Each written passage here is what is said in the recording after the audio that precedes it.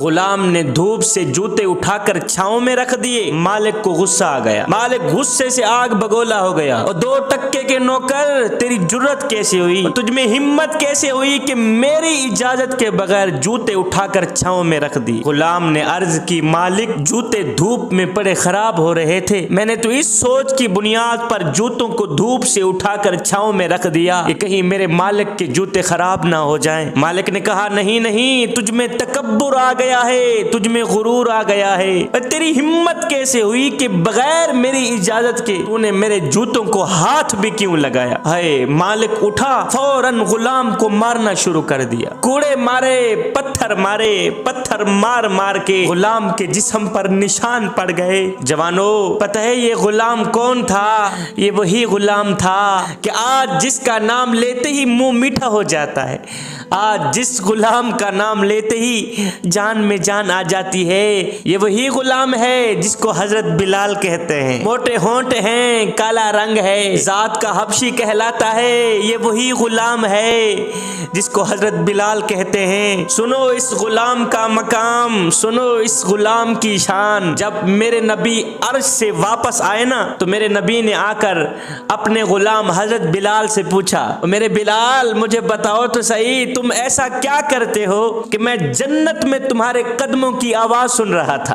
اور بلال، اور تم ایسا کیا کرتے ہو کہ میں جنت میں بیٹھ کر تیرے قدموں کی آواز سن رہا تھا؟ ہائے، جس غلام کو مالک کے جوتے کو ہاتھ لگانے کا حق نہیں تھا، اگر وہ بغیر اجازت کے جوتے کو ہاتھ لگا دیتا تو مار کھاتا تھا، پتھر کھاتا تھا۔ ہائے، آج اس غلام کو دونوں جہانوں کے آقا، دونوں جہانوں کے سردار کہہ رہے ہیں، اور میرے بلال تم کیا کرتے ہو کہ میں جنت میں بیٹھ کے تیرے قدموں کی آواز سن رہا تھا؟ جوانو، یہ ہے وہ عشق کی منزل، یہ ہے وہ محبت کی منزل، یہ ہے مدینے والے سے جڑنے کی نسبت۔ میرے آقا علیہ الصلوۃ والسلام جب معراج پر گئے تو حوروں کی سردار کہتی ہے، یا رسول اللہ، آپ نے سب کو کچھ نہ کچھ عطا کیا ہے اور سب کو کچھ نہ کچھ نوازا ہے، حضور آج مجھے بھی کچھ نواز کر جائیں، حضور آج مجھے بھی کچھ دے کر جائیں۔ جنت کی حوروں کی سردار کہہ رہی ہے، حضور آج مجھے بھی کچھ نہ کچھ عطا کر کے جائیں، حضور آج مجھے بھی کچھ نہ کچھ دے کر جائیں۔ یہ سنتے ہی میرے کریم نبی نے فرمایا، اے جنت کی حوروں کی سردار، جا، میں نے تجھے حضرت بلال دیا، جا، میں نے تجھے اپنا غلام بلال دیا۔ یہ سن کر حوروں کی سردار حیران رہ گئی کہ میں حوروں کی ملکہ، میں حوروں کی شہزادی، میں حوروں کی سردار، اور بلال کوجا سا کالے رنگ کا جس کے ہونٹ موٹے ہیں، حضور کیا آپ اسی غلام کو مجھے عطا کر رہے ہیں؟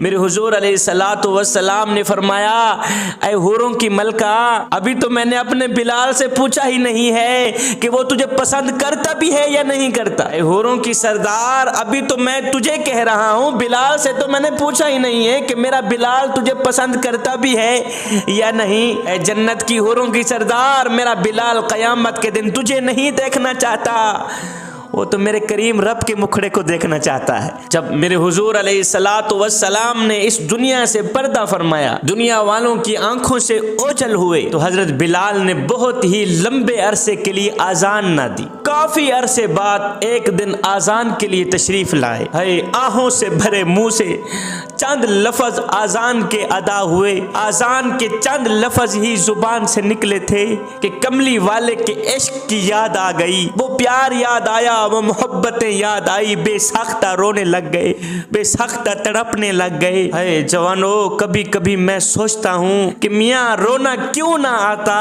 کہ بلال جس یار کے کہنے پر آذان دیا کرتے تھے، اور جس یار نے اس غلام کو، اس حبشی کو حوروں کی ملکہ کا سردار بنا دیا تھا، جس یار کے ساتھ جڑے رہنے پر، جس یار کی قربت پر حضرت عمر جیسے خلیفے نے، حضرت عمر جیسے امیر المومنین نے، حضرت عمر جیسی شخصیت نے بلال کے ہاتھ چوم کر کہا، بلال دنیا تجھے اپنا غلام سمجھتی رہے، تو تو میرا بھائی ہے، تو تو میرا یار ہے، تو تو میرا دوست ہے، تو تو میرے نبی کا چہچہیتا غلام ہے، میں تو تجھ سے محبت کرتا ہوں، تجھ سے پیار کرتا ہوں، تیرا ادب کرتا ہوں، تیرا احترام کرتا ہوں۔ جوانو، رنگ کالا بھی ہو، تو حضرت بلال جیسا حبشی بھی جب مدینے کی دہلیز پر قدم رکھتا ہے تو کیا مقام پاتا ہے، پھر کیا شان ملتی ہے، پھر کتنی عزت ملتی ہے۔ مالک بلال کے سر پہ کوڑے مارتا ہے، پتھر مارتا ہے، بلال کی زبان پر احد احد کے نغمے جاری۔ قبلہ مالک بلال کو تتی ریت پہ گھسیٹ کے نا اوپر سے پتھروں کی بارش برسا رہا ہے، نیچے میرے سونے محمد کا بلال مسکرا رہا ہے۔ ایک شخص گزر رہا تھا، اس نے دیکھا کہ بلال کا مالک بلال کو تتی ریت پہ گھسیٹ کے اوپر سے پتھروں کی بارش برسا رہا ہے اور نیچے سونے نبی کا بلال مسکرا رہا ہے۔ تو اس گزرنے والے شخص نے بلال سے پوچھ ہی لیا، اور بلال میاں عجیب تماشا ہے تیرا، عجیب کہانی ہے تیری، اور تیرا مالک تجھے مارتا ہے، تو بجائے رونے کے مسکراتا ہے، وجہ کیا ہے؟ اور تیرے مسکرانے کی وجہ کیا ہے؟ بلال نے آگے جو جواب دیا، میاں سونے کی تختی پہ لکھنے والا جواب ہے، دل کے کانوں سے سننے والا جواب ہے۔ جب اس شخص نے کہا بلال عجیب تماشا ہے تیرا، اور تیرا مالک تجھے مارتا ہے، تو آگے سے مسکراتا ہے، وجہ کیا ہے؟